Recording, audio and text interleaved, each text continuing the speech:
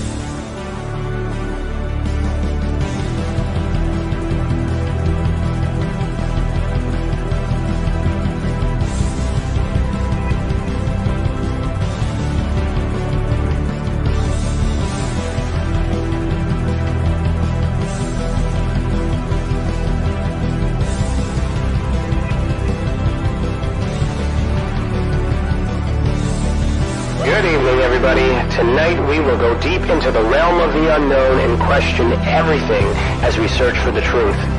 We will explore the possibility of countless phenomena within the ultra spectrum, and together we will learn that it is all connected. This podcast is brought to you by the Experiencers Support Association, and it is a live stream broadcast. If you have a question, send me a super chat or become a YouTube member. This podcast is brought to you by the Experiencers Support Association. Take a seat, relax, get ready, and welcome to Beyond the Tinfoil Hat.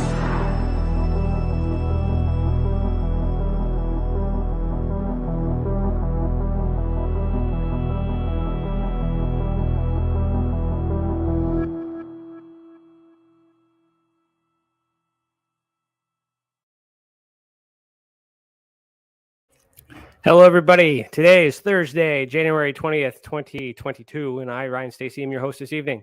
I'm a licensed private investigator, citizen journalist, and the director of investigations for the Experiencer Support Association.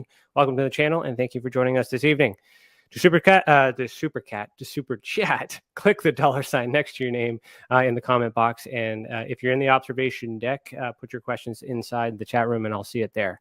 Our guest tonight for season 4, episode 3, is Gary Arnold. Gary Arnold is a married father of 2 who resides in Oxford, Pennsylvania. He currently works in academia as a writing instructor. His interests are travel, fine dining, hiking, fishing, fossil hunting, and raising exotic pigeons. This is very interesting. I want to get into that. He is also a paranormal experiencer who has created 2 short documentaries about his continuing investigation on EVP, which is electronic voice phenomenon. Gary has been featured on the Nashville Country Television Network, in newspapers, and most recently he hung out with and shared forensic data with Discovery Channel's real-life Indiana Jones, Joshua Gates. So tonight's theme, Gary interacts almost daily with, ethereal entities who claim to be alien, otherworldly, and tonight he will share his experiences. So tonight's theme is paranormal experiences, EVP, and mediumship. So, Gary, put on your tinfoil hat. All right. How are you doing today? All right. Thank you. Thank you. Glad to be here. Sorry, my Siri is listening. That's all right. That's all right. Good to have you. So, what we normally do is we'll kick off the show here with the icebreaker from Tim the Demon Guy Morrison. So, 1 second here.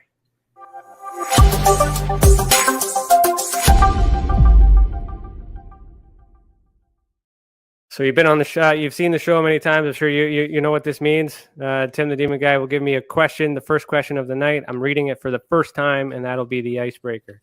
Sounds good. All right. So sometimes they're weird, but we'll see.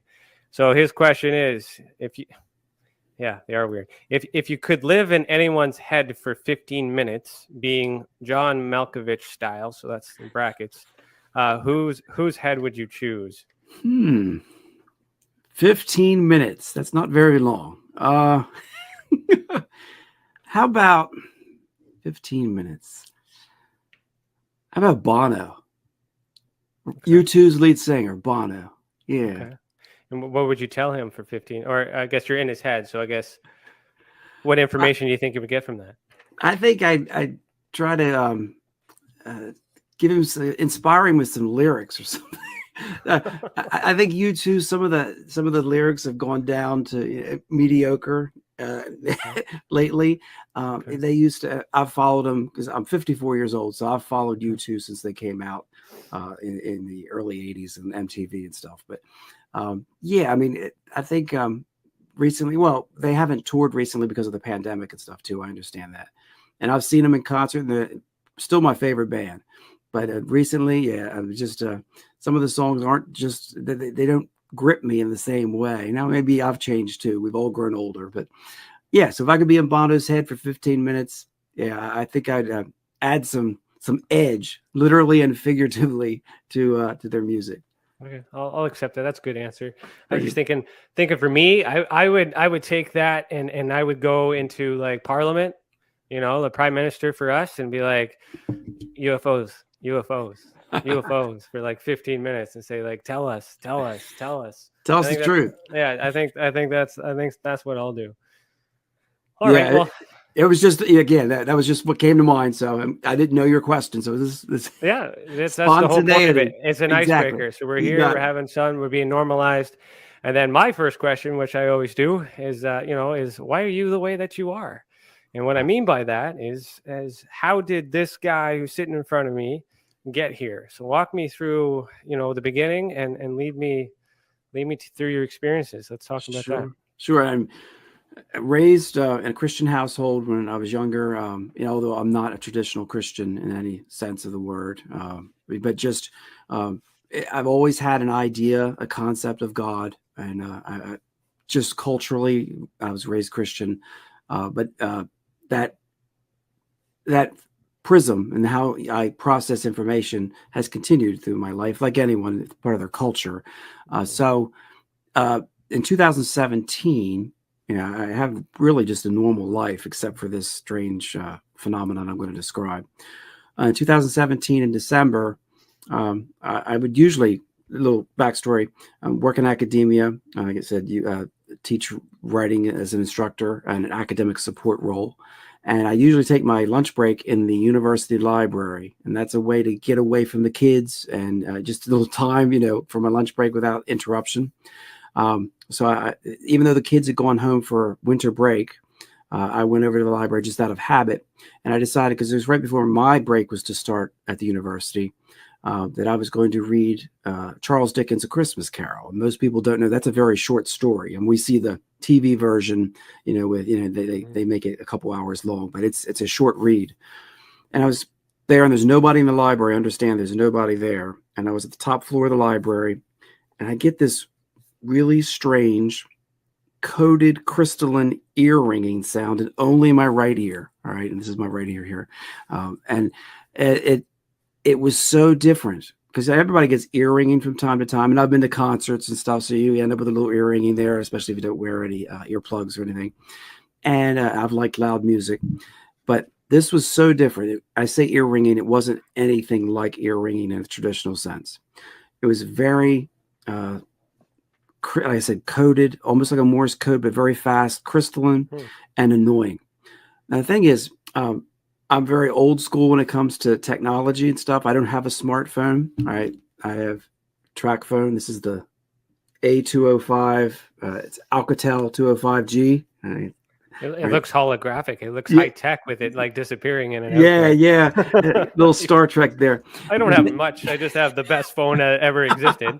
Well, I bought this from the local Rite Aid with my daughter because my wife, she was like, man, I need to be able to connect to you. Everybody else has a phone. Yeah, I have my office phone. But, if I'm out of the office, walking across campus or anywhere, she wanted to be able to reach me. And I understand that because she's tech savvy. My kids are tech savvy. And I'm like, okay, I'll go out and get a phone. So I go to the local Rite Aid in Oxford with my daughter, and I'm looking for a cheap phone, just so somebody can, if she wants to call me, she can call me.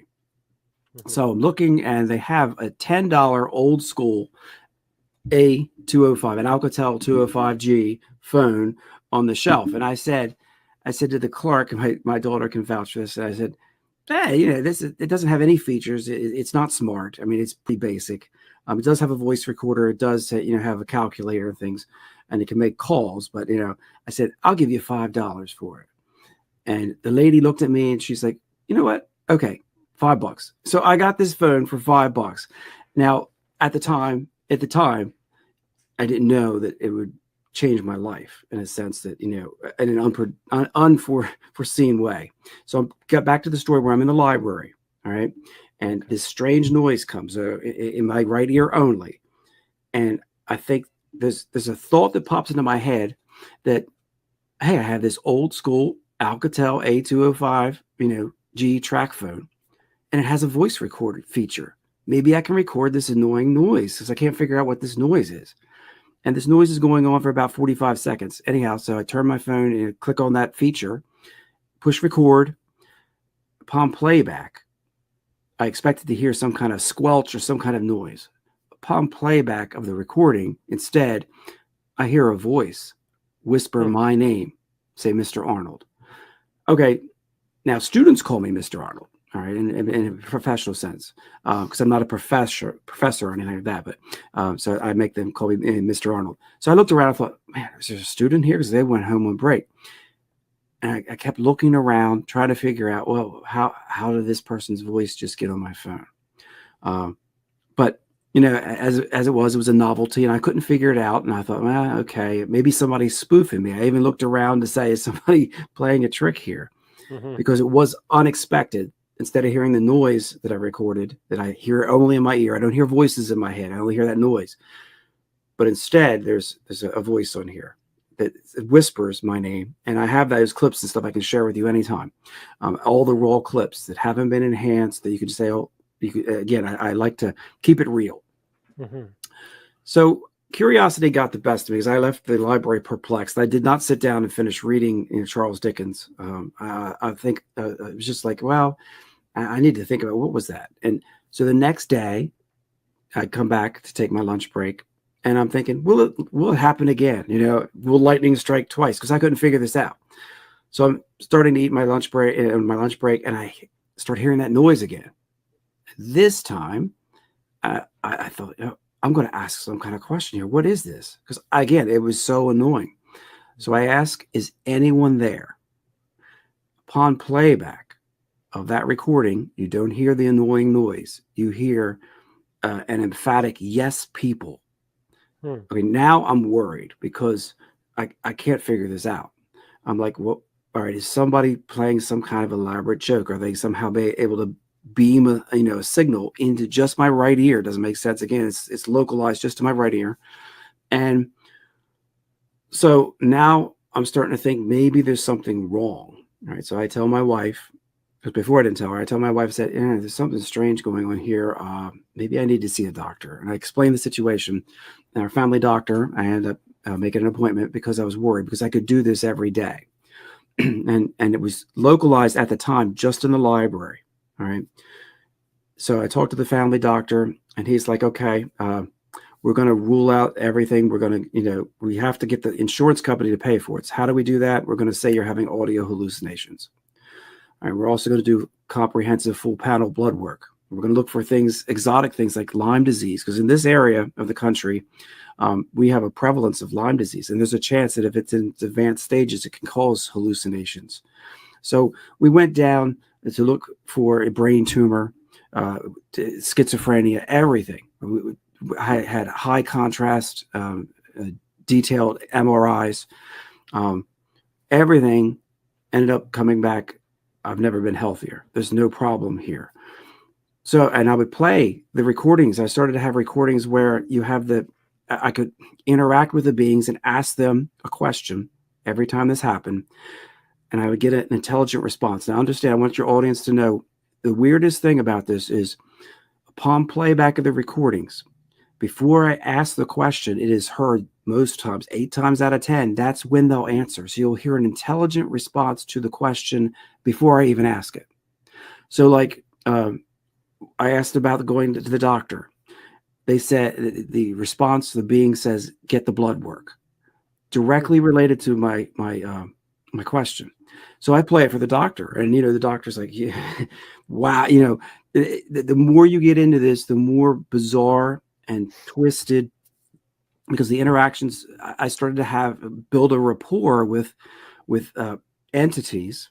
That's what they say, that they claim to be otherworldly and alien. I have the clips because I asked them, okay, what do you eat in your realm?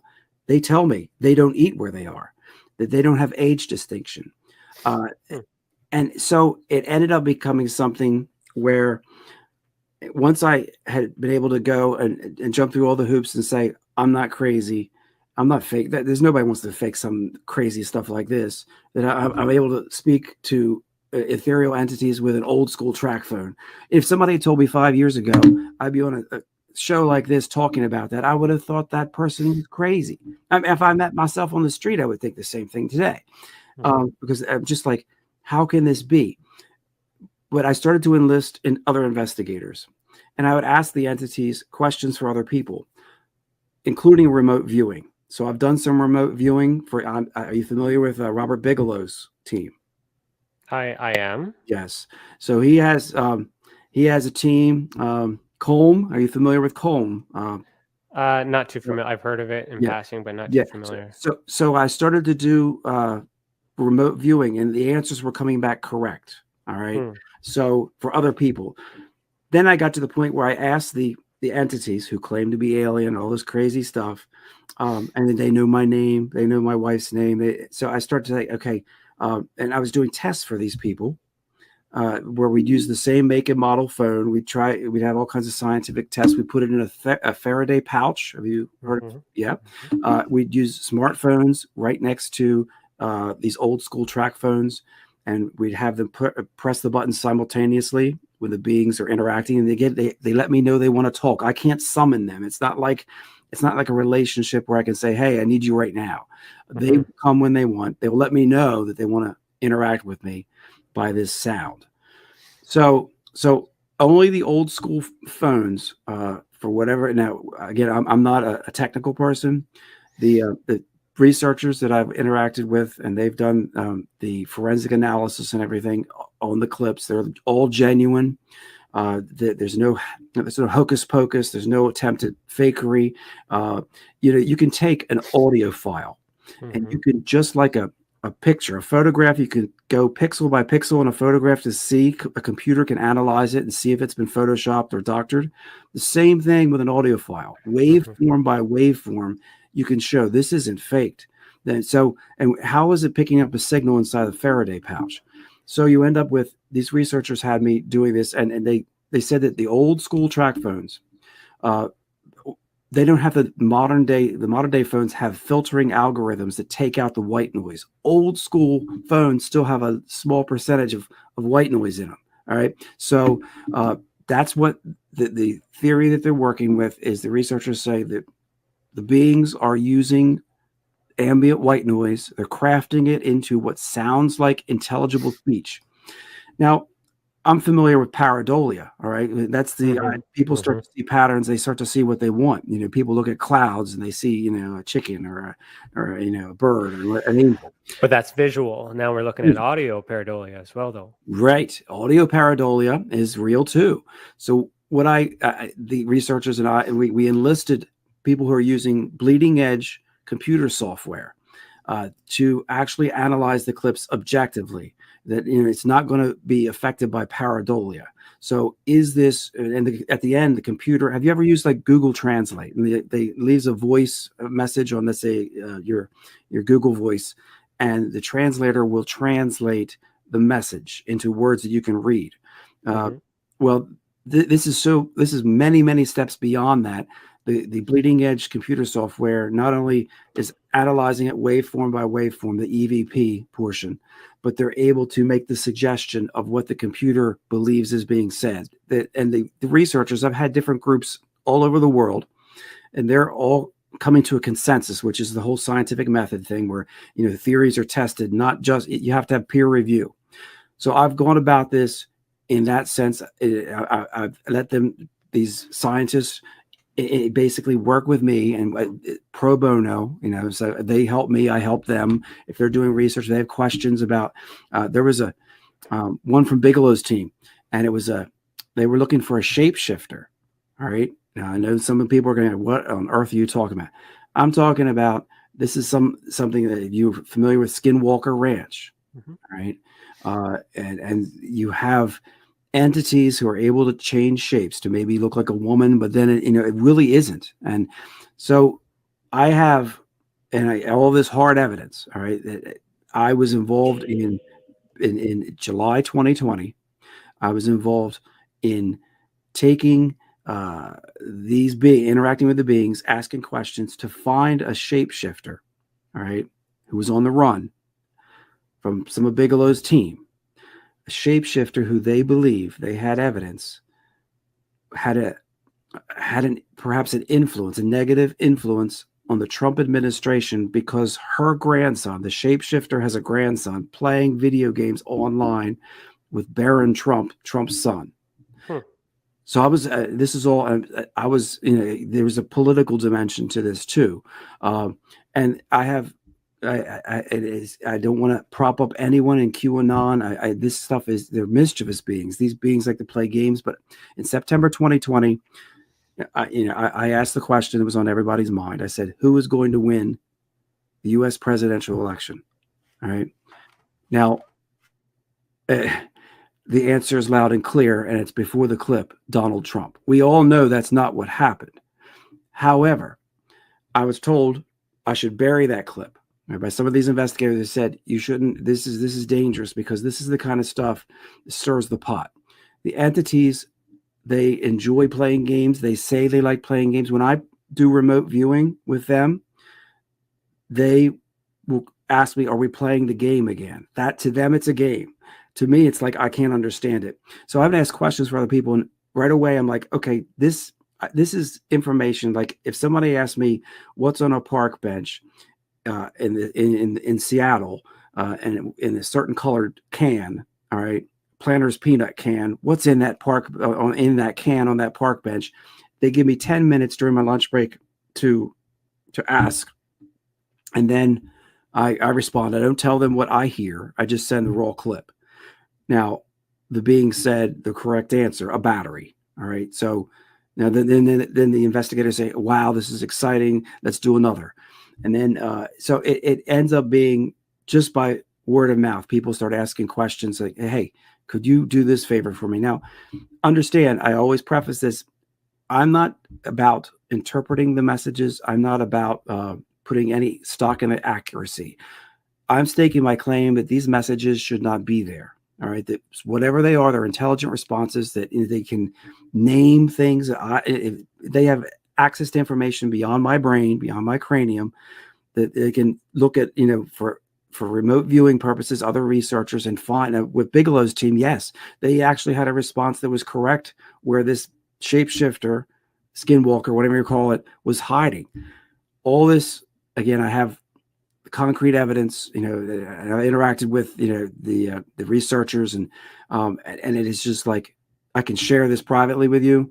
But it scares some people. I've actually had death threats, anonymous people directed not at me, but at some of my friends and family. So I'm concerned that some people, maybe who help me with research, maybe they're playing it both ways. I don't know. Maybe they're also saying, hey, let's send let's send his friends some kind of message to scare him. You want to trust people, but I can't naturally just trust people, because this, number one, is so outlandish, so crazy. When the beings say, like, we had a rabbit that died, all right, a family pet. And I say, okay, what's the name of our rabbit that recently passed? And you play it back, and right there at the beginning, the correct answer, Cuddles, right? But the beings affect the voice. When they answer about an animal, they will try to sound like a cartoonish version of that animal. So if the answer is a frog, they're talking like a frog to you. If it's a pig, they will make noise. They will try to sound like a pig. It is so absurd, so ludicrous. And again, I would never believe it if it weren't for the hard evidence. And that's why I enlisted. I'm actually working with people who, investigators are also working on understanding the Havana syndrome. All right. Now, you probably are familiar with Dr. Gary Nolan. Mm-hmm. Yeah. So I just, for New Year's Eve, I spent time interacting with him, and he's got researchers with Harvard. There's a whole network here of people who help. Yeah. So this is incredible stuff. And, I can only say so much. I can't say all the names because some of them, I'm under no non-disclosure agreements, though. So that's good. I've stayed out of that. That's good. That's good. Yeah. So you keep mentioning evidence, though, hard evidence. Like, I have your website pulled up. Is it on your website, this evidence, or is this just to your person? No, the hard evidence that I'm saying, there are examples on my website. Okay. There are examples you can listen to where the entity says, I ask a question with a selection of answers, like, are you alien? Are you spirit, or something else? It's all there, so you can listen to it. Then I break it down. Now, the documentaries, all I do with the document, the first one's Subterranean Seance. All right. And the idea was that there's something about these entities that's very earthy. I'm saying almost, some people think of nature spirits. In the Muslim world, there's something called jinn, Jinn. So there's a whole gamut of, I believe the entities are straight up with me? No, I have more than enough evidence to think that they're playing a game. But you have to start thinking, well, is there a reason that this couldn't be someone doing some kind of psych thing on me? I'm a nobody. All right. Mm-hmm. I have no political aspirations. I have no money. I'm no trouble. I'm a regular Joe. All right, a regular guy. You can do the background check. I'm just a regular guy. If this fell into my lap, I'm not sure what to do with it. So I'm only devoting like 10% of my time to taking this message to people and say, hey, we got something. There's something going on here. I don't think it's a nefarious group of CIA operatives they're beaming stuff at me, like Havana syndrome. But I've actually had, like, the one group that does the analysis of clips and stuff, thinking that people are being harassed by the government through, like Havana syndrome or something like that. They analyzed one of my clips. The clip, you at the beginning of the show, you mentioned how I raise exotic pigeons. I do. I've imported pigeons from the tropics, doves and stuff. They're so beautiful, especially the colorful pigeons from the tropics and the warm regions, tropical regions of the world, the rainbow pigeon, which I affectionately call a sherbet pigeon, green-winged doves. But I also have regular homing pigeons. Now, in 2020, in June, I had an extra pair of white homing pigeons. So the ear ringing happens. Now, let me tell your audience, I asked one day earlier in 2020, am I only tethered to the library for this interaction? The entity said no. Said, we will if you want us to come, we will talk to you anywhere. They do now, everywhere. I'm talking about at home, in the car, in the mall, crazy stuff in the middle of the park. They will interact. So I'm not tethered to any location. It started out in that library where I work, but then when I learned that, hey, this is something and it wasn't like I invited spirits home or anything, but some people think that it's demonic, and I'm like, well, these are the wimpiest demons. I mean, I know their weakness, and I've had them apologize to me when they've offended me. I know this is going to sound totally out there, but sometimes they can be so mischievous and even vulgar. All right, they can say things that are deliberately cruel about our species. They can say mean things about people. Not all of them. All right, there are a couple of exceptions where they're uplifting and positive, and somebody would say that's a positive angelic figure. But the weakness that I've found, and I call it for what it is, when they've offended me, and I said I'm just not going to listen to you, because if I don't push record, if I don't turn my phone on and push record, I cannot know what they're trying to say. All right, there's no way the signal's there, but I can't understand it. So they need me to use the track phone as the conduit, as that translator, and it works great. I mean, it's not just one phone. I have all the track phones of this make and model are perfect. Some of them are network enabled, some of them aren't. Doesn't matter. The digital voice record feature will work on all of them. Actually, I have had the blueprints of the phone, in one of the two movies I have out. They're really short documentaries, and they're priced less than a McDonald's Happy Meal on purpose, because I'm not trying to keep all this information just to me. But the thing is, the one is we deconstruct the track phone. We go into the guts, and is there a defect in the phone that's causing this to happen? Which again, it goes back to the scientists say this signal should not be able to come through a Faraday pouch. And number two, you're getting intelligent responses, and it's like they're reading your mind, all right, that they are anticipating what you're going to say. So they took this clip that I was referring to about pigeons, right? And I asked the ethereal entity, should I sell my white homing pigeons and white pigeons? And all right, upon playback, you hear an emphatic sell them, right? And I've had this on the FM radio. I've shared it with a lot of people, and it's also on that website I told you about. So you have that. Now, I had that clip analyzed. You understand the clip is just a few seconds long. They took the computer software and they analyzed the clip to a subliminal fingerprint level, which is below the audible. See, the EVP is still audible. It may be whispered. The subliminal level, they took and peeled away the layers of forensic data, audio forensic data. So now they were able to reveal that in the clip about the pigeons, where you hear me asking the question after the answer is sell them, that the beings are telling me to sell these pigeons. Then you peel it away.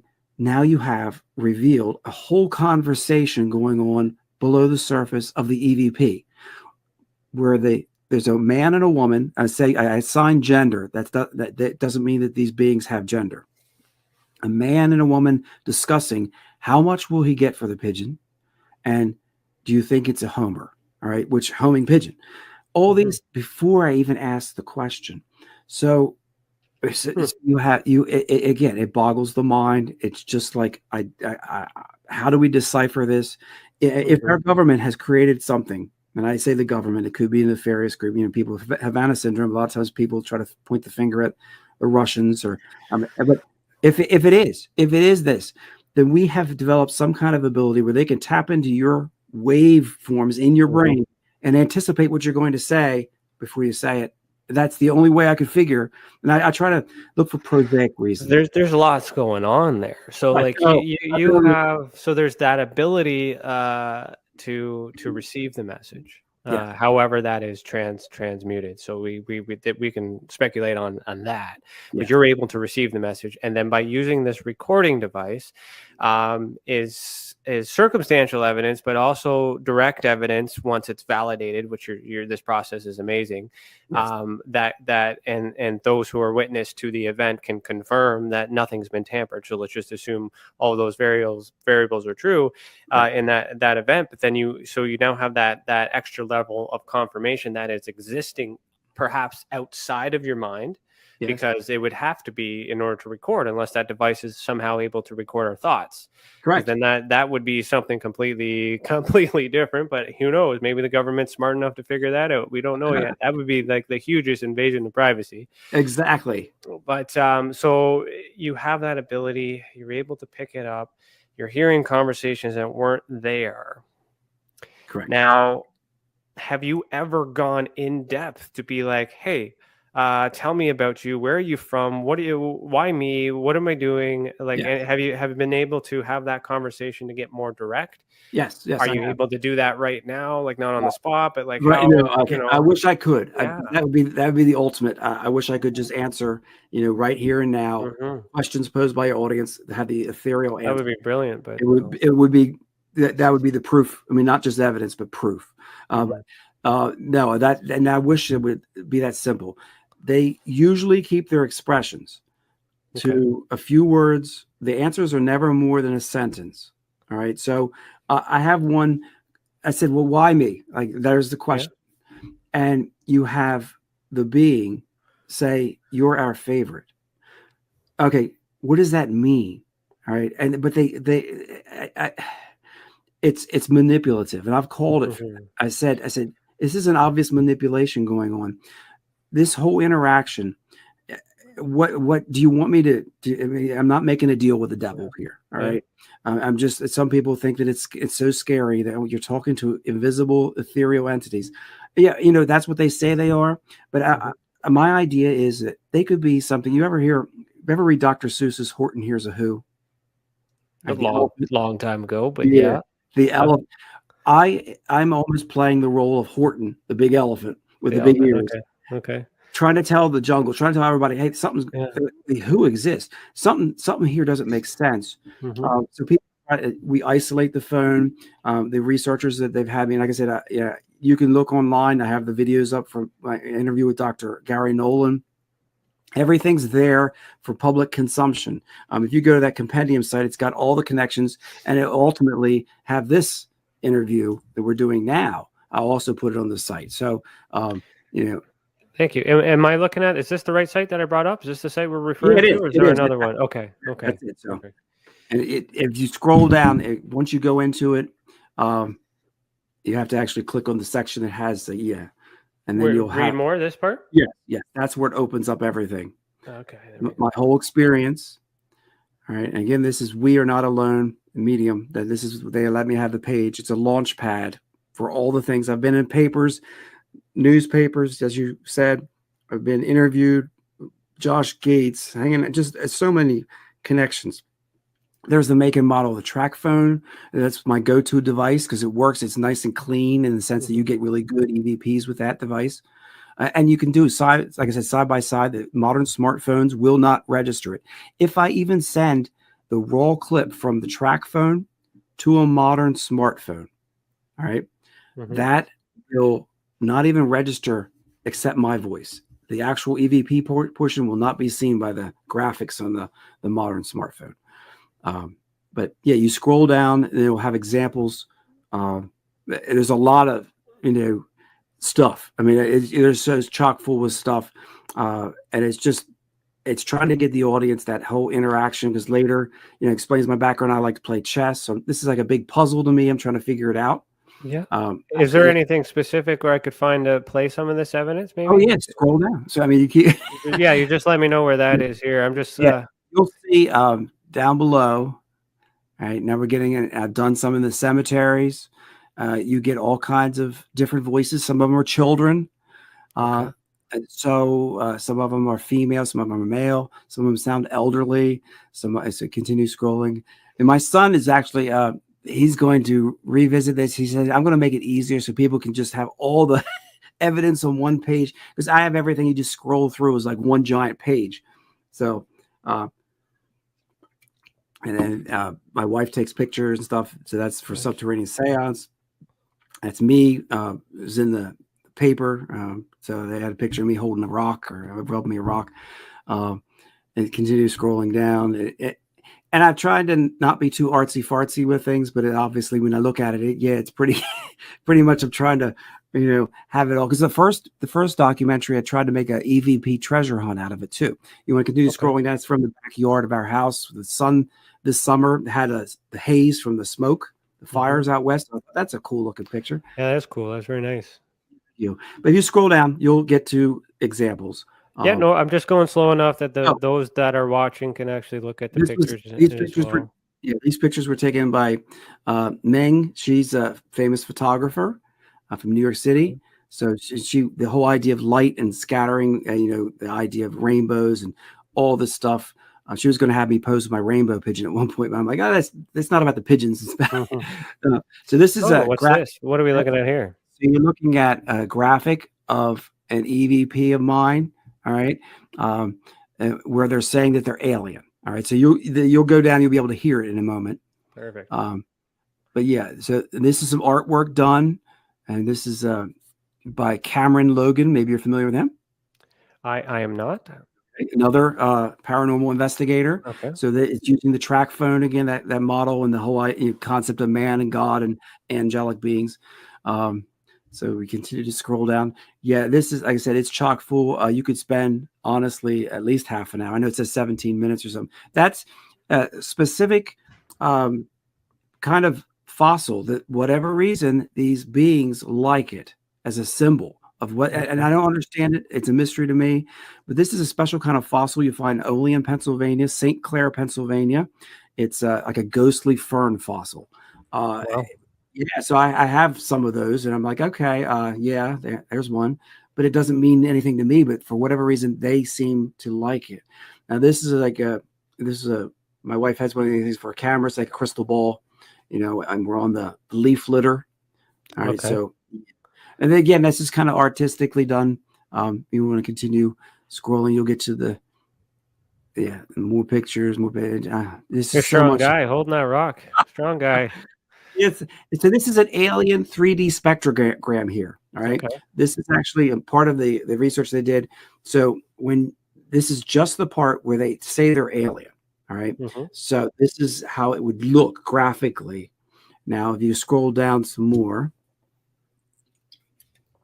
this one originally was the clip that took you up to the election and where it said that Donald Trump would win. All right. Now I chopped that part out.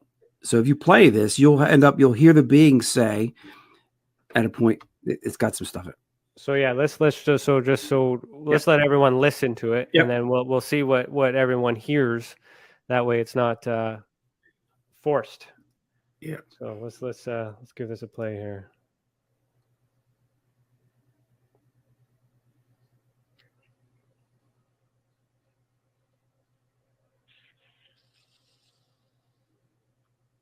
It's very quiet. I can't really hear the audio of the video. So it's kind of difficult to hear with all that background noise. Okay. Are you making that public? Because we can't. I mean, I can't hear it. You may be able to with your headphones. Okay, I'll play it one more time.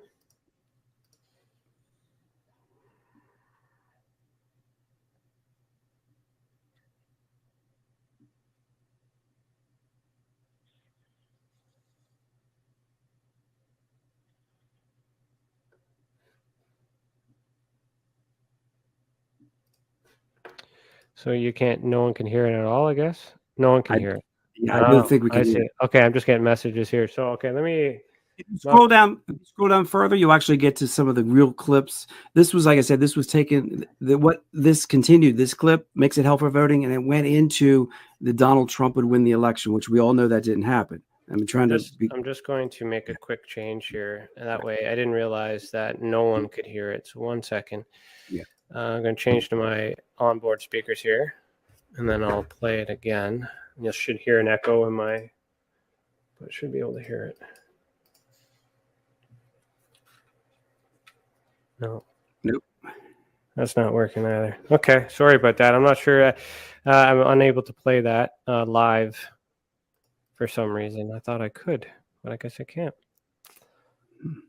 Well, it's on the website. If your audience wants to check out everything, including all kinds of sample clips, including the pigeon, there's all this stuff that I tried. Now, this is where the beings are speaking here too. At the beginning, this is me on the right-hand side, right? And they're answering that they're otherworldly. Okay. All right, and then the bleeding edge audio people. Here's so the otherworldly would be one of the ones you'd click on, the one below that. That's the visual, and there. That's the clip. Okay, and so you need audio for that one too. Right. So I'm not quite sure how I could tag this in live on the spot, and I don't want to eat up too much of the time. But let me see here. So all of that is free. So what the little bit that I have, the 2 documentaries, like I said, the first documentary is called Subterranean Seance, and that came out in 2020, and that is twofold. It's artsy fartsy in the sense that it has an EVP treasure hunt, and then it has an investigation where I analyze several clips, and then basically say, hey, I'm looking for audience participation to help me analyze more. Then the second one, Frog Hollow Road, is the second one. Frog Hollow Road, second documentary, and I said both of these are priced like $2.99. They're really cheap on purpose because it's not like it's profitable. I want people to, but I have to host it somewhere, so that's where a few dollars there. But the Frog Hollow Road one is much more about the reports, about the forensic professionals who go on record, about more clips being analyzed and hired to a higher degree. And so this also comes with archives where a person can go through the reports at their leisure. I'll send them the reports, everything. So I want the audience to understand that this is some really crazy stuff, but these audio forensic professionals from all over the world, not just one group, because, I want plurality. I want people to come to a consensus using different techniques, but all the scientific method, in the sense the same process. And yeah, it's amazing stuff. It's scary to comprehend that this is, I've been able to do a lot of this on my own because of the open source software, the open sites that allow you to do things, to analyze on your own, things that 20, 30 years ago, no one had access to except if you had lots of money. So and now, Yeah, no, I agree with you. I understand where you're coming from. I'm just trying to think, because we can't show the evidence. So let's talk about, how you think this is, how this is possible. So meaning you're able to use these devices and you're able to pick up these sounds, and then we're able to listen to it and forensically analyzing and verifying it. We don't know why it's you, and we don't know who it is, but what do you believe? You must. Where do you sit with that? You're raised Christian but not Christian. Who is behind this? Who do you believe?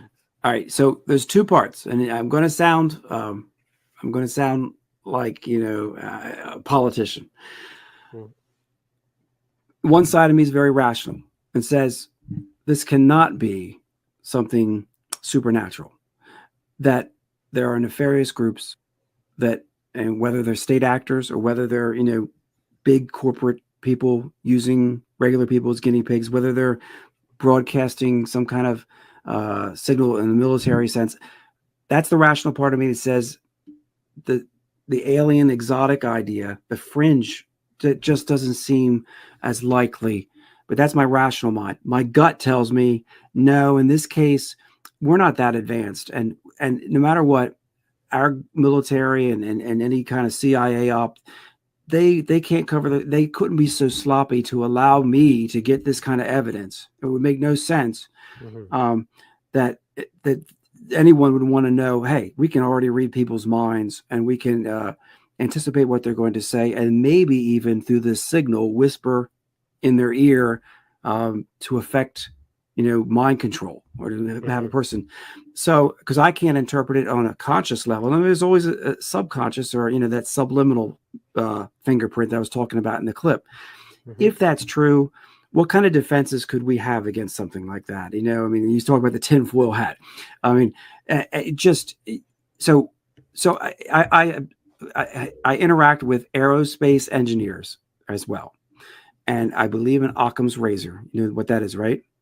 That I am not familiar with that. No. Occam's razor. The philosophy is the theory that has the least number of variables. The theory that is simplest is usually the right one, because the more exotic, the more exceptions you have to make for something to be true, the more likely that's not going to happen.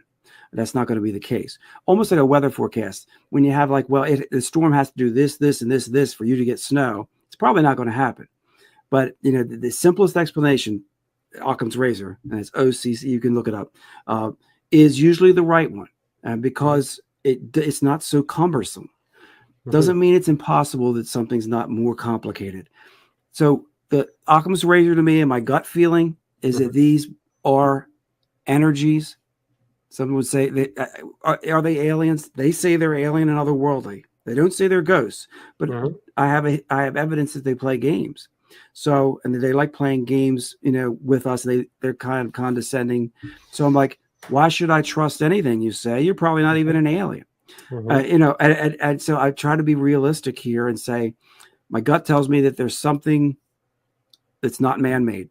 All right. That maybe ultra-terrestrial, something that's been invisible here, cryptid. I actually have one of these professionals in a different report that basically said that they believe there's a cryptid. That one of the things that they were able to peel away information-wise seemed to have them believe this is some kind of, like a ultra-terrestrial.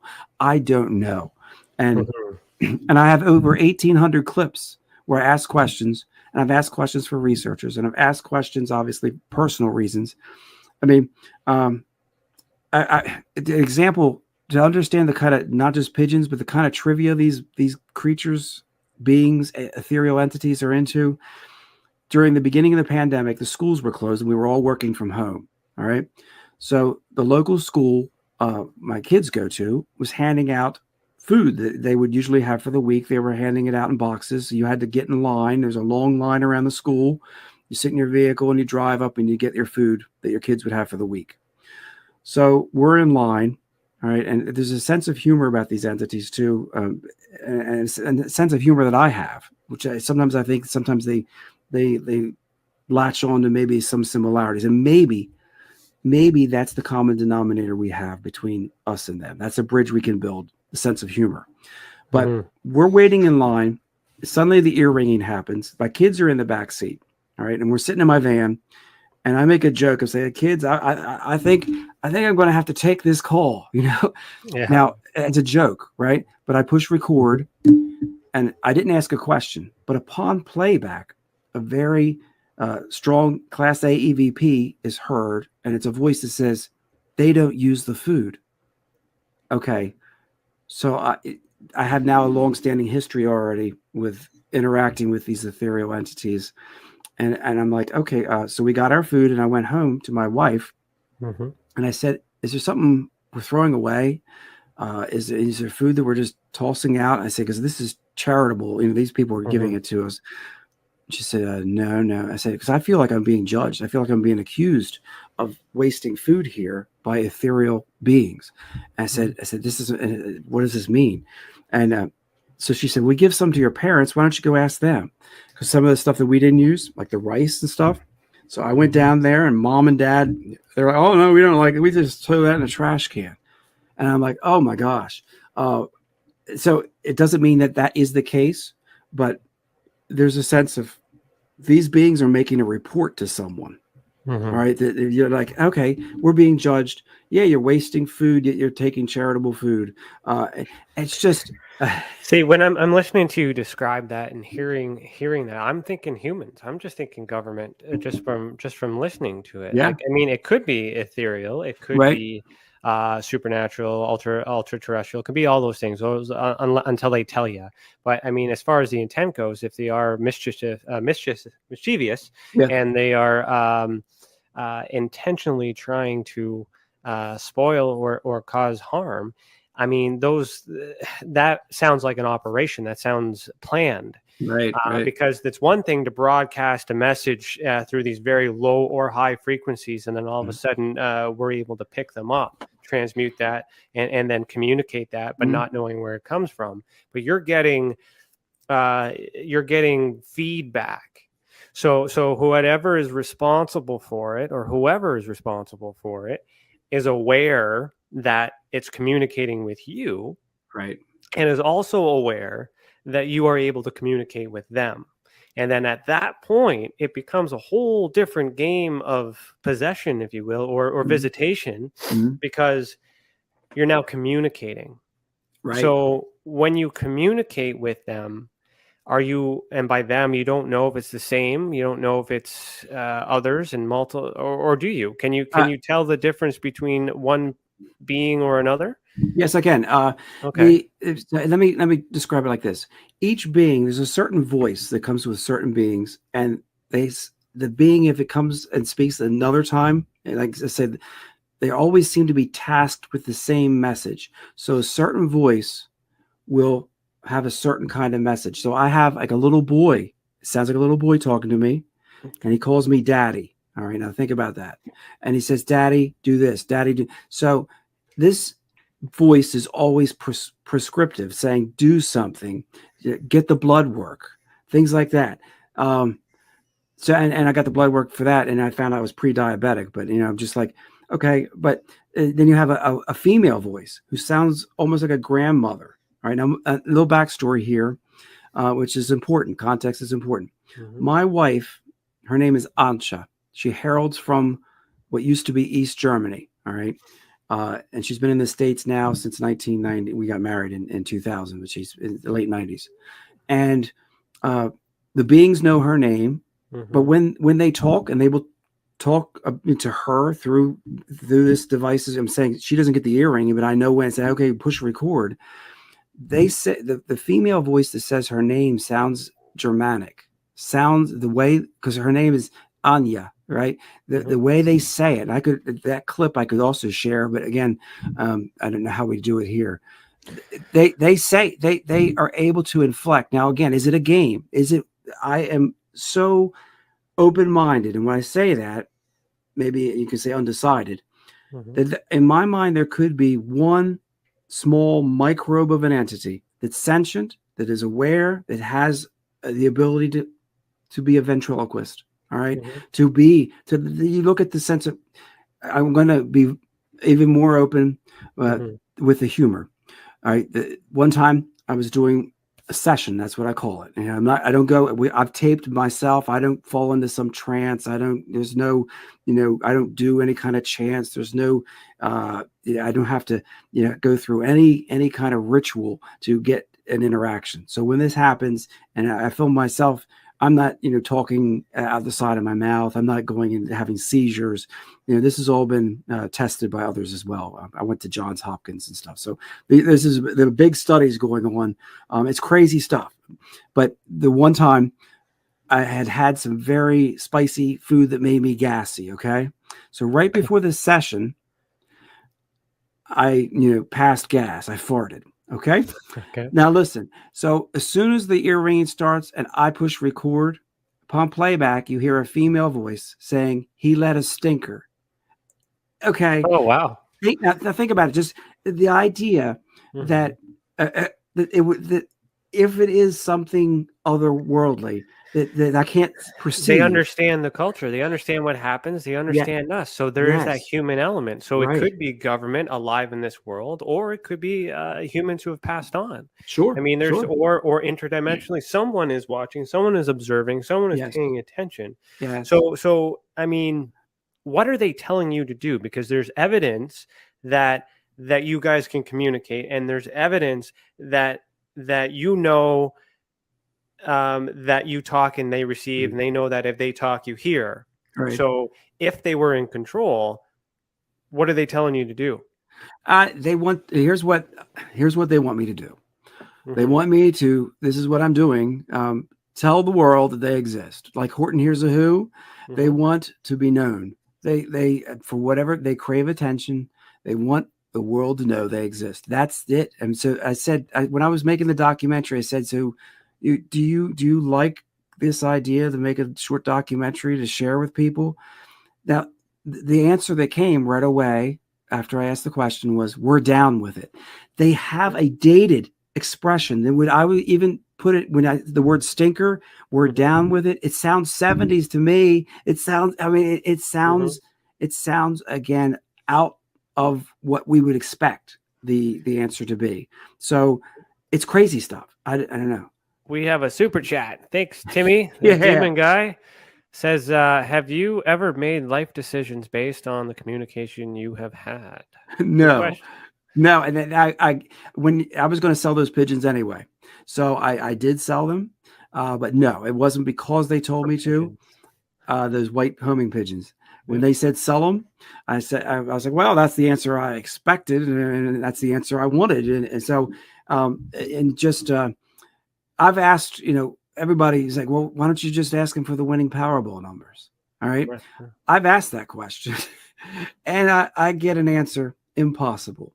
All right. So it's a disappointment here. And I said, and I try to I say, if you just let me win through the supernatural means, maybe even if you just know the future a few minutes in advance, that's all I need to be able to pick the right numbers. If you tell me, I said, the world will believe if you make me the next Powerball winner. And I say that that I have the recording where they gave me the numbers. I said, then they'll believe instantly. But that's that's another level, because like you're communicating with something in this present moment right now. So how do you know if maybe those people are also present right now? Right. But then you said dated, so maybe it sounded 70s, maybe they're a little older, or they're communicating with you from the 70s into the future, and or something like that. So there's so many variables on where this could come from. Right. And you're right. And that's it. That's what's hard. Mystifying. See, it's a puzzle. And have they ever told you to do anything bad? Never. No, they're not. And I was going to say earlier, I alluded to, I know their weakness, or at least one of them, when they've offended me. And I have been, it was just like the vulgarity sometimes, the F word, do this, saying, just the attitude. Because I once went in and we had a little break, and it was when I was still tethered to the library to interact. And I went and I said, so did you miss me? Because I was on vacation. And the playback is F you, fuck you. I'm like, okay, are we a negative spirit? Or I'm just saying. So that attitude, I do believe that when I said about the weakness. So I said, if you're going to continue being so negative, I'm not going to push record anymore. I said, I don't have to listen to anything but the signal, but I don't know what you're saying and what you want. I said, so this relationship depends on me interacting with you and pushing record. And I said, and anyway, why should I at all ever be concerned or feel threatened by a whisper? Well, that's nothing. That's all they are, whispers. They have no, and I said, you have no real material reality in my realm. I said, you're a whisper, so you need me. And then right after that, no joke, 15 times in a row, the next recordings, we're sorry. Number one, they speak plurally, whether it's true or not, I don't know. We are sorry, because they crave that interaction. They need it. So that's a weakness. That number one, they want attention. But number two, that obviously by me saying, hey, if this is all you are is a little whisper that I can record, what kind of power do you really have? I said, I haven't done it, but they have never said to do anything bad. But they are naughty at times. They are mischievous. The sense of humor comes across in many ways. I'm just giving you a glimpse of that. And I have in other interviews that I've had, I've even said I believe that is something that we have in common, a sense of humor, even though theirs is a little warped and twisted. But what if these beings are kind of like, and I'm going to date myself here, in the 70s, Robin Williams, Mork and Mindy, you familiar with that? Yeah. That maybe they're cosmic comedians. Maybe they think that this is funny.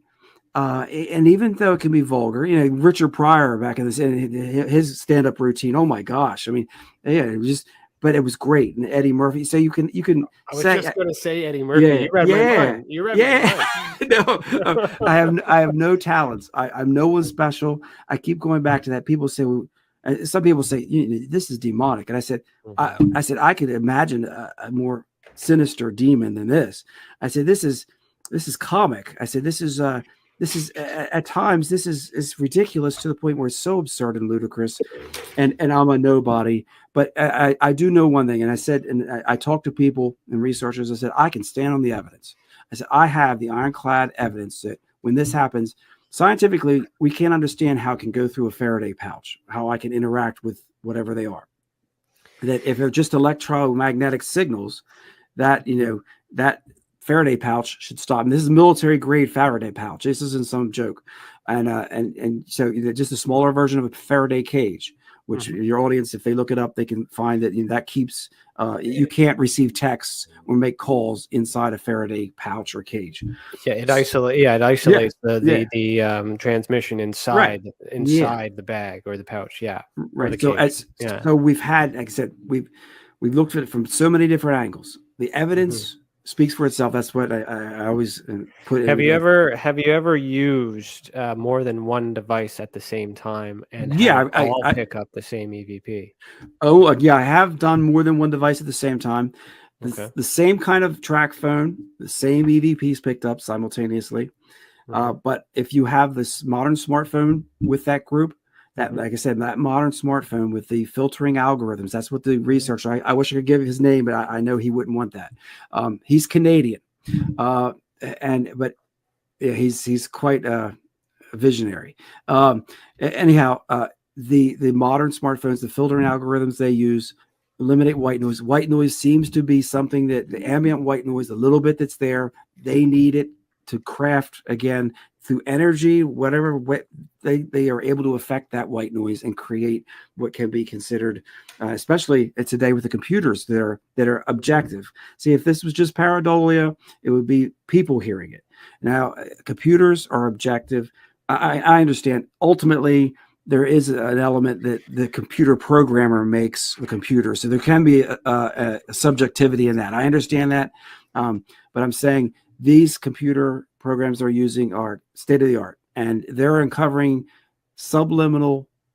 Do you once you've isolated the audio file and you've cleaned it up, you verified it can be heard in the best possible form, and it's sectioned off.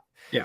Do you distribute that to like a sample of people to listen to? Sure, I can do it. Send you copies. I mean, anyone who makes a request. Well, what I mean is like when we talk about pareidolia, the audio pareidolia, the way that comes into effect is if you tell me that the word says alien, right? I'm listening. I'm already listening to alien, so I'm already primed for that. Right. So if you take the EVP, once you have it, it's fine, and then you give it to a blind sample that doesn't know what it is, and just ask them all to write down, hey, what do you hear? Yes, it's and been done. So even doing that, what's the consensus on that? Do they all come to something that actually the researchers, that's what they've wanted. They do not want my suggestion, so they want it to be totally raw without me influencing or aliasing the outcome by saying, hey, this is what I hear. So yes, we have done those clips. So if you do send that stuff through the form of the report, I would want you not to suggest that to me, so that way I can listen to it, absolutely, and do a blind sample as well with our team to make sure, and then tell you what we hear, and then go from there. Yeah, that that's would be great. Brilliant. That'd be brilliant. Oh, Okay. I'd love to. And we have interacted through email, so it's not a problem at all. I can set you up with whatever, and we could also do some remote viewing tests. I mean, Well, we could do a whole bunch of things, and then if yeah, we do another show, I can have some of these properly prepped. If I knew we my sound wasn't going to work, but there is a way I can bring it into the show. I just didn't. I didn't sure. realize we were going to be showing that. So we definitely always do a round two. Oh, excellent. I'm just gonna mention here that our guest only has 90 minutes tonight, so he will be leaving about 20 minutes. Yeah, 20 minutes or so. So I'm skipping the commercial break. I'll play it at the end, and then what we'll do is I'll just hang out and talk to the guests and the comments. Sorry, our participants, and for the last little bit, and we'll go from there. So, since we only have 20 minutes left, any questions, please? Well, I'm just thinking to myself, you've seen the show, right? Have you seen the show this season? You mean this season? Yeah, like January? No. Okay, perfect. All right, because I have to do a new segment, which is called "Sorry, Not Sorry," and if you haven't seen it yet, then this is great. So let me see here. Let me find the little video here. So this is "Sorry, Not Sorry." One second.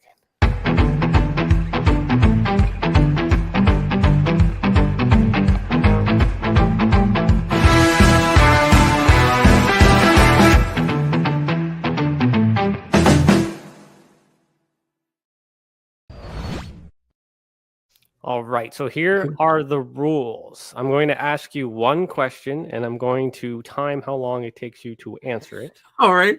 After that, I'm going to share an alleged fact from a very controversial conspiracy theory, and it's a social experiment. So do you accept that challenge? I do accept your challenge, yes. Okay, so let me get my watch ready here. So with all your knowledge and experience in this life, what shape is the Earth? Okay. What I've been scientifically told, or you're talking about just through my own senses? What shape is the Earth? Answer the question. You're at 10 seconds. Oblate spheroid, but Okay. I haven't flown around the entire Earth to prove that. So I have been in a plane, and you can see that the horizon bends, and so science says that it's an oblate spheroid. Okay, but what do you say? I say that that there seems to be, it's round. There's no wrong answer. I'm not an astronaut. You're not an astronaut. No, I'm not, and I've never been more than a few miles up in jet planes and stuff. And a friend of the family, when I was a boy, take me in his crop duster, and we'd be flying over my house, and like I said, my wife's from another part of the world, which, as I was traveling back and forth, you can see the curvature to a degree. Obviously, the higher you get, the more you can see of that. So if I'm a flat earther, no. I'm not asking that question. It's just so the whole point of that is just to see how long it takes someone to ask, and then you think from that. So Right. this book that I have is a book on flat Earth alleged facts. But what it does is it uses the Bible as a source to confirm that the fact is true. So the social experiment is basically, some people use the Bible to also support the possibility and existence of extraterrestrials and demons and ancient aliens and all that other stuff. So on that same context, it's like, okay, well, if we accept it for that, can we accept it for this? So I'm just going through random facts in this book, so the point of this is I'm just going to read what they say, and they say that Earth has a center. And based on that comes from this passage, Jubilees 8, chapter 18:20. And the reference to that having Earth as the center, it says, "And Noah rejoiced that this portion came forth from Shem and for his sons, and he remembered all that he had spoken with his mouth in prophecy, for he had said, Blessed be the Lord of Shem, and may the Lord dwell in the dwelling of Shem. And he knew that the Garden of Eden is the Holy of Holies, and the dwelling of the Lord, and the Mount Sinai to the center of the desert, and Mount Zion, the center of the navel of the earth. These three were created as the holy places facing each other, and he blessed the God of gods, who had put the word of the Lord into his mouth, and the Lord forevermore." So what that means, also with Genesis 2:10, it says, "And a river went out of Eden," or Aden, "to the water the garden, and from thence it was parted and became into 4 heads. And what they're suggesting is that the Garden of Eden is in the center of the earth, which would be the Arctic Circle. So the purpose of me reading that is not to push it, but to have a conversation on whether or not that's plausible. I am an investigator. This is a social experiment. There's no right or wrong answer. Right. I haven't really thought much about that, given that information and stuff. Bibles, I mean, I look at it from my background in literature. It has definitely been influential Western culture. As far as sacred text, I mean, there are certain parts of it that seem to be close to what I would call divine. You're questioning the Bible. So if the Bible's not a good source, because you were raised Christian, not Christian, so that's already out the window in terms of being source material. Otherwise, you still be Christian. Right. So the question is it possible for there to be a landmass in the center of the earth, as these flat earthers claim, and they use this Bible passage to as a piece of evidence that validates what they're saying? Yeah, I mean, anything could be possible. I'd have to look. I think the data doesn't suggest that. Whether the Earth has a molten core or has a solid core. I mean, I think the thinking right now is it has a solid core by how tectonics have taken place. But again, I'm not privy to the data to actually say, I feel one way or another. I've heard different takes on it. I have a degree. I had, basic science and stuff in college as well. So I'm open-minded, but I need to see more data. Yeah, no, it's all good. So I think the message in this one is essentially that in the center, so where the Arctic Circle is, there's a continent that could be Eden. So maybe let's talk about Eden, the Garden of Eden. Where do you think Eden is, or was? Well, historically, everything changes with time, but Eden in the Middle East, Sumeria region, Iraq, maybe Mesopotamia. Again, I'm so when it comes to that, I don't know. I don't know enough information. Just like people say about Atlantis, and did it exist, and then it was destroyed by tsunami or whatever. Well, I mean, I'm unconvinced either way. So the same thing with Eden. Do I believe in the literal Eden, Garden of Eden? No, I do not. Some say that Atlantis could be Eden as well. Yeah, that's possible. I mean, we all be the same thing, right? Yeah. I mean, I think these are great myths that have buoyed our understanding of our place in the universe, to at least have us, have a sense of some cosmic greatness. Whether, because in the Garden of Eden, when we were cast out, then there's an angel or angels with flaming swords to keep us from ever going back inside, and the whole serpent and the serpent apparently had legs because, it was cursed to be on its belly after the fall. Yeah, I don't, like I said, a lot of this, I really believe it's just mythology, part of the human quest to understand our place in the cosmos. And that's one of the major problems too, is that there's so much that is driven and created from that text for many, many different reasons and many different ways. And a lot of people are go by that book. Sure. And it's tough. It's really, really, really tough. Yeah. And from my take, just this endeavor I'm undertaking to share some bizarre message about ethereal, or at least invisible. But even that's crazy. The Bible. Even that's the Bible. How do you think the prophet's talking to God? Yeah, that's no different. Right. It's in it's all in the Bible. So the Bible, as far as I'm concerned, so like my actual Bible from back in the day when I was in Bible school, but I mean, I'm studying that. There's aliens in the Bible. I assure you, there are aliens in this Bible. Well, and angels are aliens. And Ezekiel, the wheel within a wheel, and the angelic figures. I mean, what we call angels, they did back then. Today, maybe we call aliens. I mean, a real angel is frightening to behold. All the eyes and stuff. You talk about some of the descriptions, and that's alien to us. I mean, that doesn't look like us at all. They may be able to. Yeah, no, that's the thing. It's just we in this community understand, that stuff is what we're using as facts sometimes, and like in a large scale, that it was written in the Bible, so therefore that's what happened. Right. But yet the same people in the community get mad at the people that claim that the Earth is a different shape because NASA lies, which is a known fact. I see the T-shirt you're wearing. Yeah, thank you.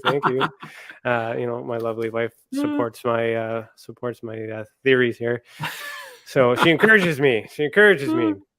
But yeah, so I mean that's where I'm trying to understand is what's the difference, because a lot of people fight and they argue, and what I want is more unity and more people working together and understanding that they could be right about some things, we could be right about other things. It doesn't matter who's right, but we got to work together.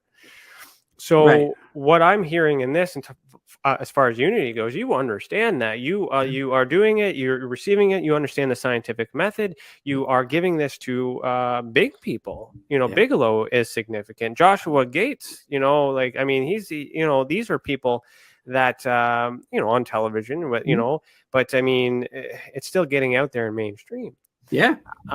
So why hasn't anyone scooped you up and hired you and put you to work? Because like this could be used. It could be, and I have there's a plan in place. Like I said, it was Gary Nolan, Dr. Nolan, with Stanford University, and he's got his associates with Harvard. So I mean, you end up. I also have a life. I don't want to be constantly. Yeah. Like I said, I try to keep it to 10% of my time. Right? I have a wife and kids, and the last thing they want is this constant adventure, which could take them away from what they enjoy doing too. And so, right now, I'm doing this from home. This interaction with you, and I appreciate the opportunity to share. But it is something that I'm in for the long haul. I think that I have the evidence. I have the right circle of people who are continuing the investigation. Hopefully we'll continue this with you as well, so that we can continue to make progress and ultimately understand whatever it is, what's going on here. Because right now I'm 70% in the corner of this is supernatural. Right. I'm also, there's a part of me that says there's a possibility that some of the tech and stuff that our government or some government has developed, CIA, could do some of this to imitate some kind of extraterrestrial, ultra-terrestrial, interdimensional experience. But my heart just, the bigger the conspiracy, the same thing with the Occam's razor, the more cumbersome, the more likely somebody's going to find out. And for somebody to have been able to hide that kind of 80 to 100 years ahead tech, where they're doing mind control, and the end result is that Trump didn't win the election. All right, so to plant that, and I was told, like I said, this was somebody within that circle, the billionaire circle, who said you cannot put that clip into public circulation. It's too controversial. It's going to stir the pot. We don't know what the agenda of these entities is. And I can't imagine the CIA or anybody wanting to play that kind of mind game with a nobody like me. Why not you do it with somebody who actually can do something that would cause waves? Because I kind of brush it off and this is got an element of humor here. But going back to what you said earlier, and I want to absolutely endorse what you said. Whatever I'm interacting with is all too human. And that means good and bad. That means the foibles, the peculiarities, the at times meanness, and at other times the uplift. So if they are angelic or deep, the whole spectrum is being shown, right? But my feeling is and this is a feeling. This isn't about the evidence. The feeling is this is something supernatural, mystical. This is something different than AI. So somebody out there said, well, could it be that somebody has already got artificial intelligence? They're beaming this stuff into everybody's brains to affect an outcome, probably not a good one. It's usually about control. And you just happen to be one who stumbled across the beaming of the AI program, which there is an element when you hear these clips, when they say they're otherworldly, or they say they're alien, a lot of times there's a quality that is almost robotic. One investigator said it sounds a little bit like 80s voice interface. Are you familiar with Brian Rommel? No. Okay. Sorry. So yeah, so this person is part of the AI. So that's his forte, and it's like the way that it's being created is an echo of older technology from the early 80s. That I'm saying that the kind of voice to speech interface with computers. So I can't imagine if it was a big CIA operation to control the masses, that they'd be using a voice synthesized quality from the early 80s. And he knows his stuff. So for that to be the case would say, man, we haven't progressed much at all. And we're just tinkering with old technology to try to control people.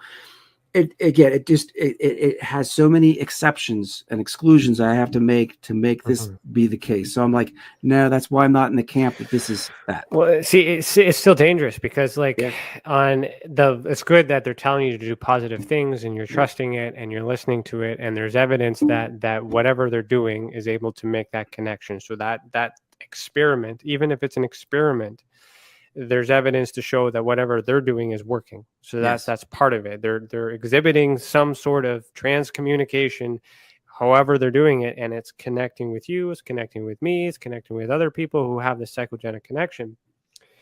Now, are they just prepping us to trust us so that way they can go one step further because they know that they can connect with you? It's possible. That's also possible, which is very scary. So we have to, we need to do these, protections and things like that to make sure that, everything's all good in there. But how, like you said, like this, because it's in our minds, mind control, it's very easy for them to say it's all in your head, or you're mentally ill, or is psychotic. Like all these words get thrown out. So it's empowering and endangering at the same time. So where I fit on this, that makes it really hard, and why I think it's always humans or always lead to that human thing, is it just seems like an operation. It seems to control, because if it was extraterrestrial and they have this higher power and they have this ability in order to tell us and lead us to go to do these great things, couldn't they make it a little bit more obvious for us? What is that? But we don't know that. That's still speculation. Sure. So what I always say, and what you're already doing, and you don't need to tell you, but just for everyone else who's listening that has this psychogenic experience as well, just make sure the voices are good, and don't just make sure you're verifying and validating that it's good for the collective before you act on it. And if they're guiding you along a path, I mean, you guided us together. I mean, my guides are guiding me. Everyone's guiding everyone in these directions. And sometimes we're just meant to cross paths. That's true. I mean, you've been trying to get on the podcast since last year, and then we've just been busy, and then finally here, and then here we are. So maybe it's great. All these things, synchronicities are important too. Absolutely. I believe that. And that's why, again, I'm so appreciative to be part of this, to engage other people who also have similar experiences, who have the curiosity, who have the means to assess the data in ways that I can't, because I'm not tech savvy. And a lot of these, like earlier, the reference to clips, I don't go and filter and do. I know some people with EVPs, they're chopping them up, and I'm telling you, you can put a noise through a lot of filters and make it sound like something you want it to. Anything that I would send to you, that I would say that is you to interpret. I mean, this is the thing: is you as an experiencer, you do not need to prove to anyone that your experiences are valid and real. Right. For you to submit your evidence to me, the hope is, especially with the conversation that we have, or at least the understanding is so that way we can verify it and use that to encourage others to come forward.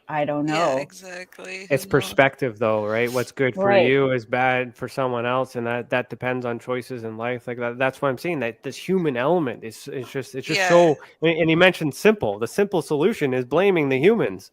I can like I'm he might be talking to a human being in the 70s who's aware of this technology, trying it, not knowing they're going into the future, but they're getting this yeah. connection, right? How are they But supposed to know? how do they know what he's gonna say? How is there that like super telepathic connection? That to me wouldn't explain that. I don't know, maybe if it was from the 2070s and maybe it's somebody going backwards, But but are I we don't gonna know. go back to the hippie stage? Are we really gonna like? Are we going backwards? Unless there's I a want to know what reset happened to happening. JFK. Yeah, that Everything. would a I would go rewind. back to a bunch of times for sure. Hmm. I just thought another thing that was funny, like he mentioned, oh, it could be paranormal. Hmm. He wasn't sure. He was discussing what it could be, right? And I can respect that because I um I often feel that way. And one of the things he held up was a fossil, and he was like, "Oh, they like the symbol on this thing." And it Hmm. kind of was like, well, maybe he's dealing with a like a Nordic god or something, a deity like Loki or something too. That's Oh, possible. trickster. Some kind of trickster. Yeah, trickster. Hmm. See, like my analytical brain is like, so what I'm hearing is he can communicate with them back and forth. So like, Yeah. gotta ask Yeah. better questions, right? Like, so if you know, be like, okay, who are you? Okay, who are you really? Are you this? Yes or no? Like, try to weed it all out, weed these theories out. But like he said, Yeah. otherworldly, and what was the other word he used? Ethereal. Jinn. Off. Yeah. Yeah, ethereal, so not like without a body. So I just sent you a link. So that was another thing I wanted to look at was he has all these, audio, and we briefly looked at them, but he has Hmm. like what it says, like, or what he's claiming it's saying there. And I kind of really struggle with that because I'm somebody that like if I read that, I'm probably going to hear that. It's going to influence how I hear. And what I shared was that whole, audio illusion, the Yanni Laurel thing, and then the Green Needle brainstorm. Those words sound very different if you say them. But, Oh yeah, I know. Oh yes, I know right? exactly what you're Okay. talking about. So that's what Um, I was curious, like, if he had any audio that didn't have that writing on it. I'm gonna hit play and see if you guys can hear it. I don't know if that one just wasn't working. Hold on, can you hear this? Can you hear that? No. No. Can't hear that at all. Okay. Yeah, I don't know. I have to load videos up in order for it to play. But Okay. so this phenomenon. So for I'll put this link actually in the comments for everyone. So I can explain it because I've heard it before too. It's just when the word green needle comes up, you hear green needle. And then when the word, what's the other one? Brainstorm. Brainstorm comes up, you hear brainstorm, but it's the same audio file. The audio doesn't change. So that is what I was getting to with this audio pareidolia. Is once it's suggested to you, you can your mind and your brain and your ears associate that. Yeah. So with these EVPs, especially for an investigation and evidence of what, right? Because there's so many explanations for an electronic voice phenomenon because it's audio and you don't have any visuals. So like, how do you know as an investigator myself that no one else is in the room because I can't see that? So there's a lot of trust you kind of have to give to these Class A EVPs in the sense when you're working with an experiencer, and forget about those variables unless you can recreate the event where you are, and once it's suggested, it can't be unseen. Yeah. I mean, some of the research that Sil and I have been doing on some of these interesting theories that we've been talking about lately. Once we see it, once we understand it and comprehend it, we can't go back to looking at the things the same way. It's like that awoken kind of phase. So to come back to that or to compare that, that's also suggestive. did we get a message from the gods to learn this information, to be awoken at that level, to comprehend at that level, so we see the same things differently? Was that intentional by the gods or coincidental? He hears alien, but is there a voice inside his head at the same time saying alien, and then he hears alien? Like, is he also hearing it, like he said, as well as it being recorded? Yeah. So at that point, that would be what we have is a medium who can hear it, and then an electronic device that confirms that it was heard. So if I were to do an experiment with him, I'd be like, okay, think it, record it. What did you say? Perfect. Play it back. God damn it. How did you do that? And so that's how we would test. That's how I would test that. Yeah, I agree. That's what I was curious about too. If he was actually, it sounded to me like he was stating that he could hear it and then also record it. And the recording was like proof that it was validation. There's that bit of a time delay that would allow us to test it that way. Yeah. With remote viewing, the same thing too is I could pick an object and say, like, remote, tell me what this is. And if he does it. Like, I mean, it's just controlling the variables. But then where that comes into play is, can the audience who's observing that trust me enough that I didn't tip them off before that? So there's those so many layers in this onion for belief.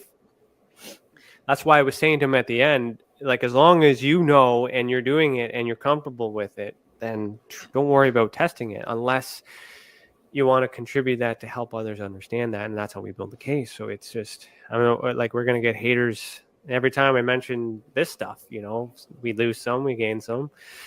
Some are still scratching their heads, but well, I mean, like, you have to get to a place where it doesn't bother you. And if it does bother you, why does it bother you so much? That's what I get into. And I think it's and I asked myself that question, and that's because if somebody would mention like flat earth, I would be so triggered. Like, used to be. So triggered. It made me so angry. Not flat. What are you fucking talking about? Yeah, blah, blah, like blah. Oh my God, Ryan. There's a part of your spiritual healing where, like, you have to really ask yourself, why does that make me angry? Mm-hmm. Like, why am I getting triggered by that? And I think the biggest thing was control, because I was like, then that means that they are completely in control of us, because they have controlled our minds to think their way. Mm-hmm. And we're also in somewhat of a prison here. And there could be a lot more. Like, that's just the beginning. If just the very thought of the idea, that I think I agree with you, because that's what most people are angry with, because the science and the suggestion and the theory and all that other stuff makes sense, but it's not being mad about that. It's what comes with it. Exactly. It would mean that they were lied to. It would mean that everything they studied and worked hard for meant nothing. Like, it's just one thing that changes everything. Yeah. And the same thing is existence in ufology. If the government says, hey, UFOs exist, then that's going to change the whole world too. Like, it's no different. And people are going to get mad at that as well. Because, oh no, God is good, and God wasn't an alien, and all these other things, blah blah blah. Those people will be mad when we're all like, hey, no, aliens exist. It's no different. Mm-hmm. And it comes down to, yeah, you're right, Priscilla. It's we're being lied to, and we don't want to know that. We live in this world. We're being told to do things a certain way for a certain purpose, and to learn that we've been lied to all along for any reason, that's enough to send anyone off the deep end. Yeah, exactly. That's what it comes down to. And some people won't ever choose to believe or to even acknowledge, alternative realities, I guess. But then we don't need to preach it. We don't need to convince them. But if we know, then what do we do with it? right? And then we just move forward, and then we end up exactly where we need to be, because regardless of whether it's aliens or ghosts, as an example, if it's telling you to do good things, and by doing good things your life is great, then it doesn't really matter what it is. But if you believe it to be a ghost and one believes it to be an alien, and you're both doing great things, who cares? We're together. If the earth is round, if the earth is globe, if the earth is oblique and spherical, from our 11-second answer, that's the record.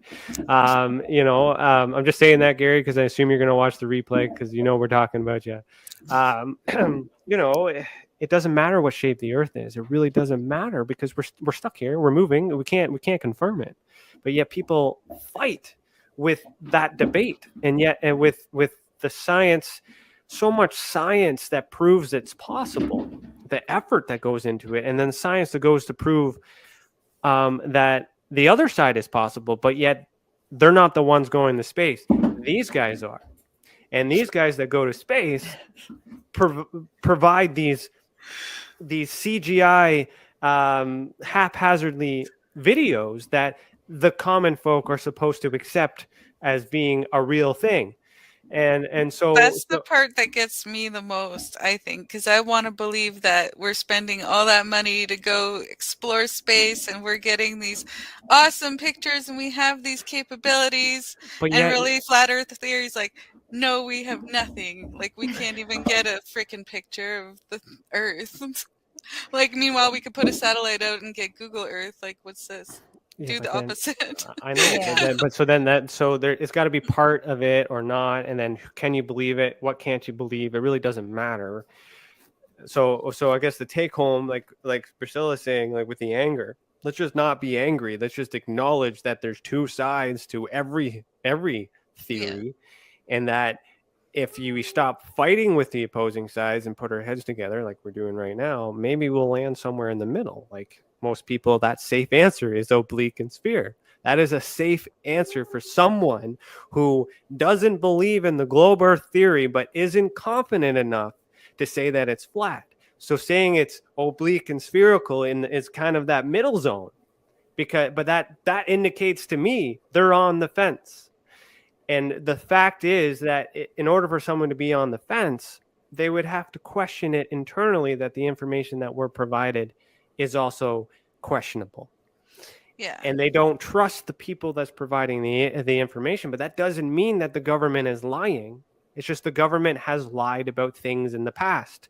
So therefore we think that because they lied about this, they're lying about that, because it's this thing that is happening is causing a lot of stress to us.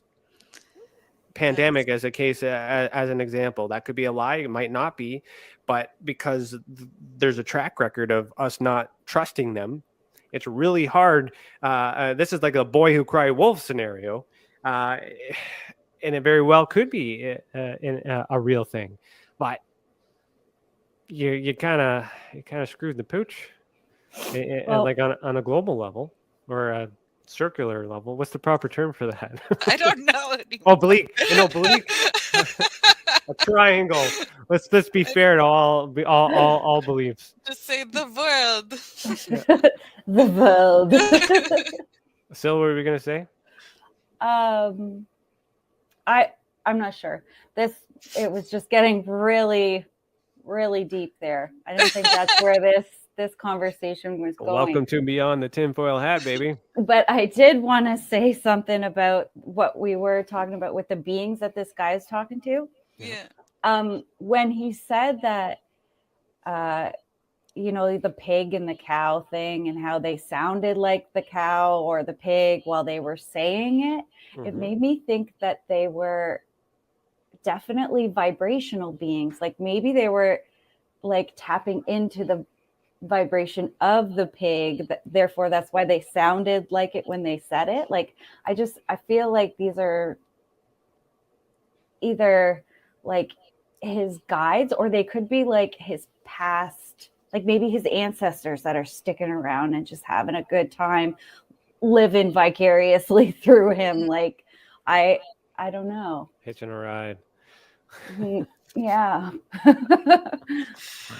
Well, this is good. I'm actually enjoying this after chat. Like maybe this could be a regular thing. If you guys are sticking around in the show, like I mean, this is kind of a really good a good debrief. We could keep the show an hour and a half and have a chat afterwards. What do you guys think in the comments? I'm gonna go through since we're here, and then I'll say hi to our members. The Demon Guy, good to see you. Glad you're alive. I was concerned about you for a long time. Hello, Stacey. I'm glad you're here. Obviously, that would be weird. Who else do we got for members here? Any other members? If you guys are members, you get priority just because you guys are the ones that help keeping this free for the others. So just thank you for your help. Where are you? Nope, that's it for members. All right, let's get to everybody else. So say Robert Lamp. Hello, sir.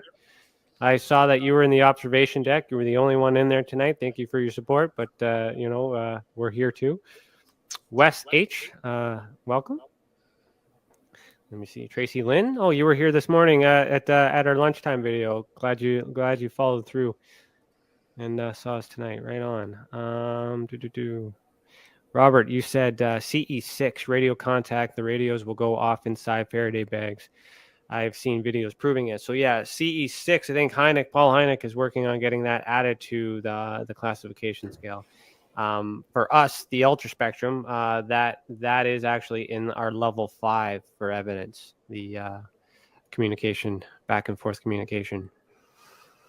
Did you guys know there was a CE6? Did you guys know that?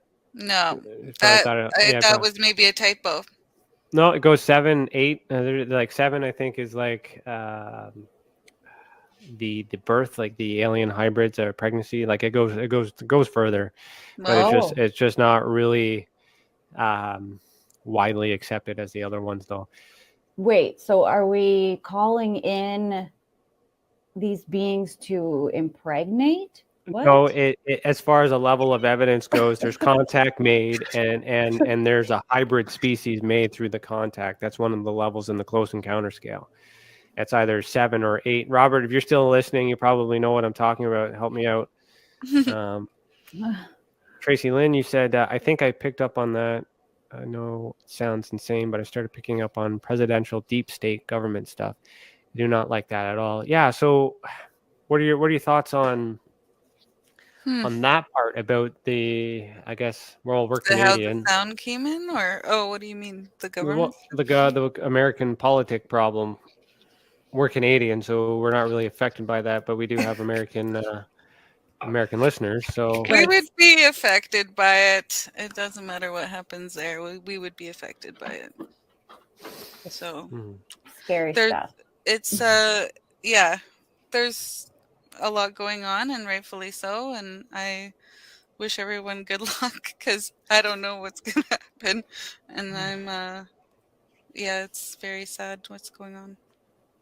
Okay. Earlier, Tim, the Demon Guy, said you don't know who the entities are, and that is true. We have to be very careful. And I mean, even if they're good, they could be tricksters. Like a human being. I mean, anyone who gives advice could be wrong advice depending on their motive. Yeah. How do we? It kind of the language he said, how it communicated with him, it was concerning a little bit because it's like, well, most people say benevolent ETs will not tell you, they will not obstruct your free will, they will not tell you what to do. And he was saying, they would tell him what to do, and they were a little, abrupt with him. And it just kind of seems the opposite, I guess. Okay. Yeah. Lisa, good to see you. She said you just joined in at 8:30 there, so that was what an hour and a half ago. Look at that. There's a lot of comments. You guys were chatting today. I don't normally get to do this. This is fun. Tim, what did you say? Is our government that smart? Well, by our government, you mean Canada. Canada. Okay. Our government, depending on... it depends on what it's all about, I mean, our governments can be smart. They would have to be. They're human too. Like, I mean, like, okay, put yourself in the president's shoes and the prime minister's shoes. you're told by a controller or a higher power that, hey, we're all there's aliens and you can't tell anybody, but you need to tell them something. So this is what you're going to tell them. So you do it, but then like, are you going to have a conversation with your family? Like, how are you going to live your life? Like, how could you live that way? So I think like whoever's coaching the government at that level, there's got to be another level in which the coaches to the that guide the presidents and the prime ministers are in on it, but not the prime ministers or the presidents. Otherwise, someone would have spilled the beans by now. I'm certain of it. Yeah, it would be the people who are there all the time, not just the elected officials. So who are the controllers? Who are those people? The elites? No answer? I don't know enough about no. I don't. I'll go down that rabbit hole and never come out and probably end up in a psych ward. Priscilla, do you want to dabble into that one? That was a loaded question. Nobody wants to say. All right, we'll go. We'll skip through that. Yeah. Where we got it here? Tim again. Thank you for your super chat. Awesome. That was a good question, by the way. Thank you for doing that. What else we got here? Safe answers, California. I think that's it. Oh, Dave Percella. There you are, pal. Good to see you. Speaking of that, Dave, since you're here and everyone's, Dave is going to be having a monthly segment on the Experiencers Support Association. We originally planned to have it for tomorrow, but I've been very busy and I haven't been able to set up the show. So we agreed, due to my tardiness and unavailability, that we will put that on next Friday. So next Friday at 8 p.m. Eastern time, Dave and I will have a conversation about the map, part 2, and we're going to dive into that on the Friday. So it'll be a special. And what we're hoping to do is Dave's going to try to commit to doing an astrology special once on the fourth Friday, so the last Friday of every month, to provide an additional content and so with astrology. So I haven't really had a chance to market that yet, which is why we haven't seen it, because I wanted to give it a full week's worth of advertising. But since we're here and he's there, I just thought I'd spoil that or spoiler alert, I'd announce that now. So what do you guys think about that? I'm excited. Yeah, surprise. Yeah, that's awesome. Yeah, cool. No, and I love you. Astrology. Yeah, no, and thank you, Dave, for your service so far. You've been doing you're a crowd favorite. A lot of people like what you're bringing to the table, and hopefully this helps provide some astrological answers. I mean, birth charts and stuff too. This guy, which by the way, I'm fixing my PayPal so I can get our birth charts. Just want to let you know that it's just a clerical error on my part. I'm making all these mistakes. Should have heard me this morning. I was speaking French and being made fun of. Thanks to Chantal. Bonjour. Yeah. Oh, yeah. All right. All right. Lisa, I have, you should ask, what do you think of my book? I have not got into it yet. I still have it. I'm in the middle of reading The Control Factor right now by David Hassel. It's also with Paul Bedard's book on top of my little shelf there in the bed, and Priscilla wants me to read more in bed, so like I'm kind of being honest here. I haven't been doing that, but once I start doing that, I will be getting to it. I promise you, I will get to it. I got ADD, guys. I can't read for very long. A chapter a night. I know, I'm trying. But then as soon as I start reading, I'm like, oh, I wonder if this is true. Fact check, verify, blah, blah, blah. And all of a sudden I'm in this investigation, and then it's like, hey, I read your book and you were wrong here, and there. And it's like, hello, you still there? Hello? Just take notes I've done that. down. I've done that a few times, and I can't turn it off sometimes. But don't worry, with Lisa, those are cases I've investigated too, so it's all good. Speaking of that, Lisa, we have recreation videos for the YouTube members right now, which will come out to public. But I just recently published some of those that included your 2019 ones. So some of those are in there, so they'll be public soon. It'll be interesting because you're going to see them in color and in shapes and things like that too. So I'm really happy to bring that out for you and other experiencers. All right, so we made it to the top of the hour. You guys got any questions, comments, concerns? This is more than I signed up for. It is, but you're doing great. You're doing great. You're doing absolutely great. Multi-purpose, we're here. Do it so well that we should do this again next week. What do you think? Make the podcast an hour and a half and then just do a little segment at the end? Why not? Maybe. Yeah, I'm Right. non-committal as well. Sorry. We'll think about it. Sorry, not sorry. We'll surprise next week. All right. Well, we'll see it from there. So everybody, thanks for watching. Keep your eyes in the sky and say it, guys. Heat the Heat the world. Take care. That's it, everybody. That is a wrap. That is the end of it all. Thank you for joining me tonight. I look forward to seeing you back. For some reason, I failed to play the video. That's it, everybody. That is a wrap. That is the end of it all. Thank you for joining me tonight. I look forward to seeing you back next week, where we'll continue to have this conversation deep down into the rabbit hole in which we call the